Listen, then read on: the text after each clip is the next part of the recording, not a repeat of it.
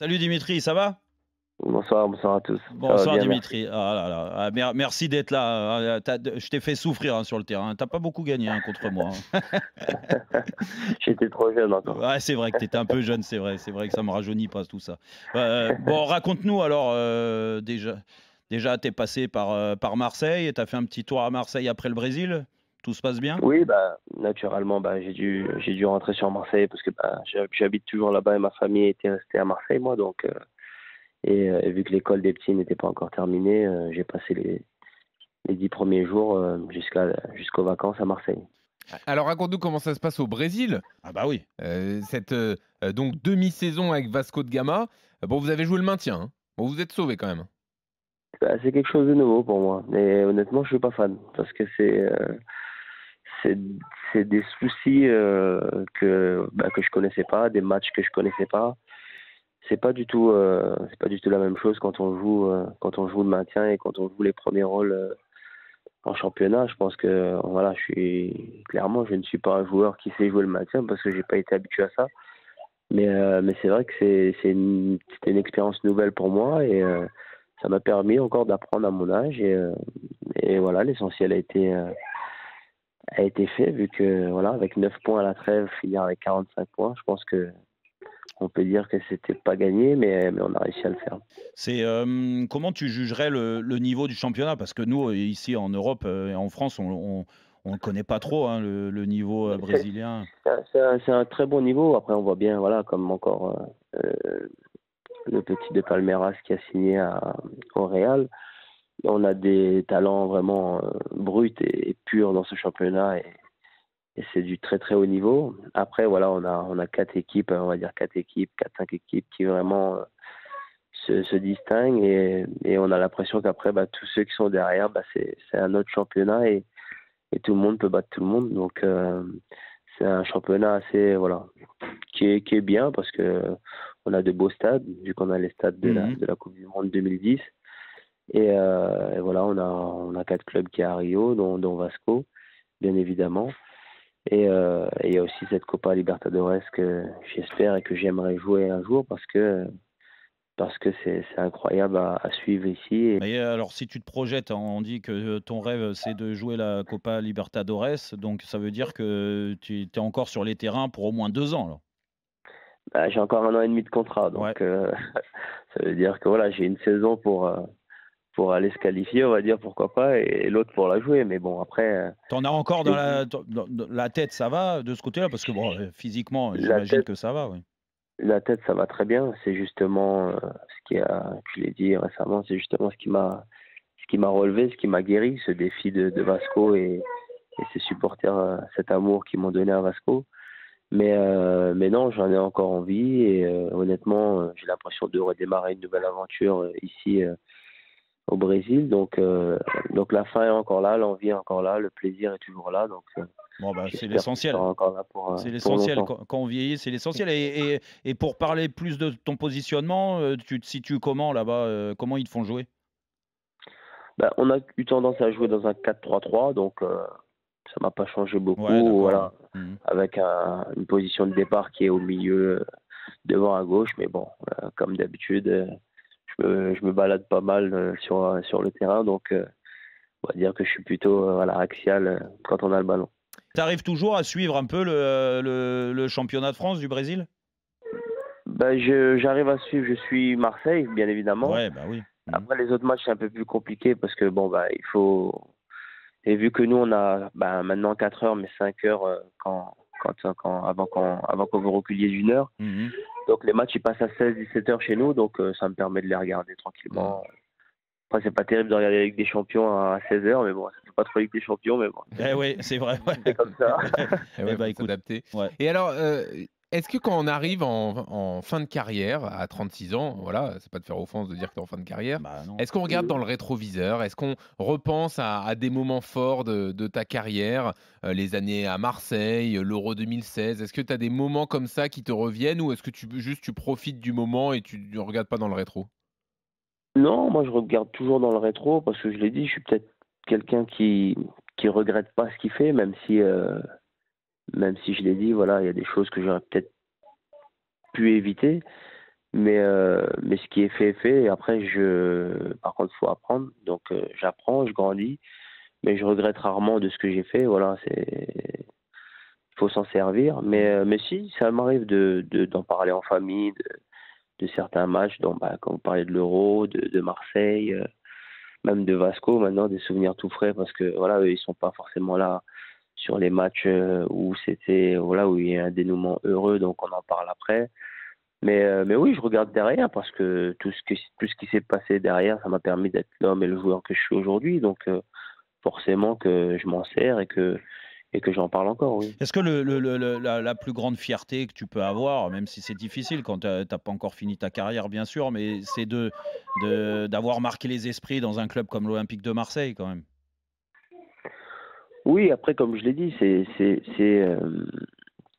pas moi qui juge. Je suis pas, quand on me pose la question, c'est pas à moi de juger. Non, mais Dimitri, tu as Je fait pense 10 que ans, c'est. donc automatiquement, quand tu t'inscris autant dans la durée dans un club comme Marseille et on connaît la Oui, pression c'est au sûr. quotidien, c'est que forcément, tu as marqué les esprits. Ça, Je l'entends. C'est faire 10 ans à Marseille, voilà, c'est pas simple, c'est pas déjà, rien. Ouais. premièrement. Mm.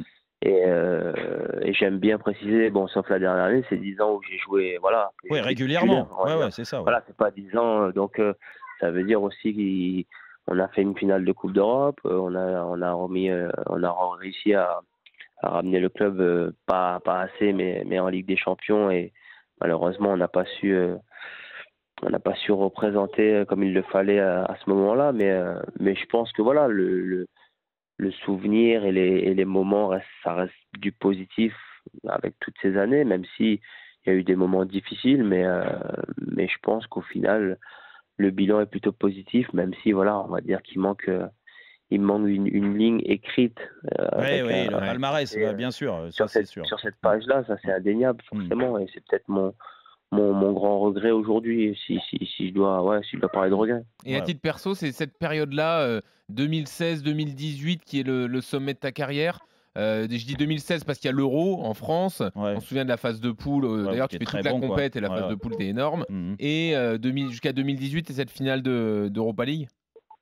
Oui, il y a cette, ouais, on va dire, ouais, on est en plein dans le rush, dans mon rush, comme je disais ça, avec la fin de l'Angleterre, le début à Marseille, l'Euro, la finale de l'Europa League, et la finale de l'Europa League plus blessure qui prive de mondial derrière. Donc, ouais, on était pas loin des plus belles années de ma carrière, oui. Et l'avenir alors, Dimitri? Puisqu'il te reste encore, bon, 1 an et demi de contrat, peut-être que tu continueras, de jouer encore quelques Mmh. années. Il y a des joueurs qui vont jusqu'à 40 ans maintenant. Et après, tu te vois faire quoi? Entraîneur? Directeur sportif? Rester dans le monde du foot ou complètement sortir du monde du football? Parce que ça peut arriver aussi, hein. Je je pense pas que je puisse faire autre chose que ça. Ouais, ouais. Depuis que je suis tout petit, je fais que ça, et honnêtement, je ne me vois pas faire autre chose que rester forcément dans le monde du foot. Après, il y a rien Il y a rien de de défini, quoi.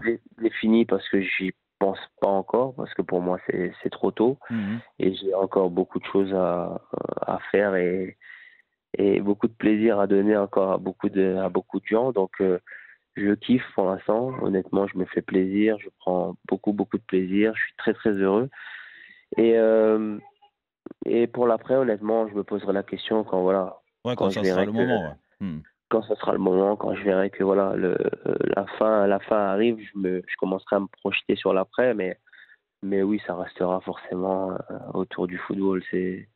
Je ne sais rien faire d'autre. Ouais. Non, non, mais c'est intéressant en tout cas, tu vois? C'est Reste à savoir si tu es prêt à faire un truc, au quotidien. Parce que souvent, vous les anciens joueurs, et Jérôme, je te prends à témoin, quand vous avez arrêté votre carrière, bah, par exemple, d'être entraîneur, ça veut dire que vous repartez sur du quotidien, des entraînements, et faut être la tête dans le après guidon après tout le temps. après Et certains ont envie de décompresser un peu après leur carrière.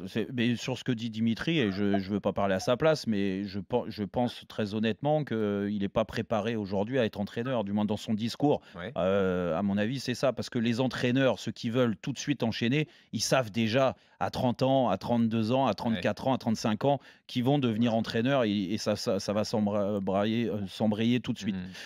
Mais rester dans le foot, moi, je t'encourage à ça parce que avec toute l'expérience que tu as des choses à donner forcément. Et moi, j'étais un peu dans ce cas-là. En fin de carrière, je savais ce que je voulais faire aussi. Ouais. Donc ça, c'est Ouais. important. Mais j'aime bien ton discours de passionné parce que ça se traduit avec ta carrière. Voilà, tu continues pas à jouer au football à 36 ans si tu n'es pas passionné de football. Ah non, non, c'est sûr, c'est sûr. Je pense que j'aurais pas continué ou j'aurais peut-être fait d'autres choix de club ou voilà, j'aurais été ailleurs.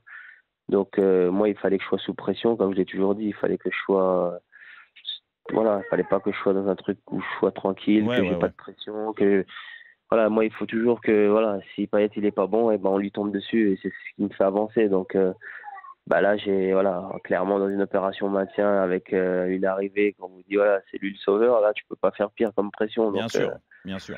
Donc voilà, c'est ce qu'il me fallait, mais ouais, la passion, c'est ce qui me fait tenir aujourd'hui. Et voilà, pour rebondir sur votre question d'entraîneur, je pense que pour moi, entraîneur, c'est pas à dire je suis Dimitri Payet et je vais entraîner l'équipe, ça va Bah marcher. oui, oui. Je pense qu'on voit bien les entraîneurs, ceux qui sortent du lot aujourd'hui, il y a beaucoup de choses. C'est très difficile de gérer un vestiaire à une équipe aujourd'hui et je sais de quoi je parle. Bah oui, oui. Donc, je pense qu'avant d'être entraîneur, il faut vraiment le vouloir. Et il faut surtout arriver à bien s'entourer, c'est le plus important. Je pense qu'aujourd'hui, c'est primordial, même pour un entraîneur, d'être bien entouré. Et malheureusement, ça, tu le trouves pas du jour au lendemain. Donc, je prendrai le temps de m'asseoir, de me poser, mais tout me plaît, entraîneur, m'occuper des jeunes, le développement, la formation.